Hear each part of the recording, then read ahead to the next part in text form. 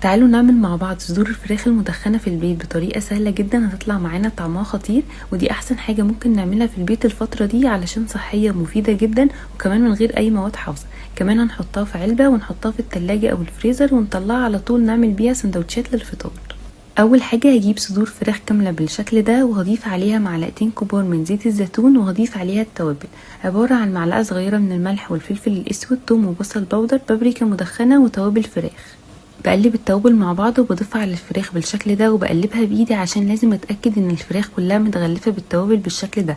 بضيف معلقه كبيره من الصويا صوص وبقلبها، وبجيب صينيه وبضيف فيها كيس حراري، وبضيف الفراخ جوه الكيس الحراري وبقفلها كويس وبخرمها كده بالسكينه، وبعد كده بدخلها فرن سخن على درجه حراره 180 لمده 35 دقيقه.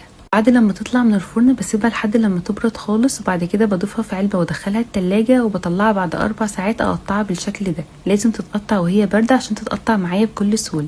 بعد كده بجيب علبة وبضيف فيها ورق زبدة وبضيف الفراخ، ما بين كل طبقة والتانية بضيف ورق زبدة، وبقفل العلبة دي وبدخلها التلاجة او الفريزر، وبطلعها اعملها سندوتشات طعمها بيبقى خطير وحلو جدا، وكمان صحية ومناسبة جدا ان احنا نعملها لللانش بوكس.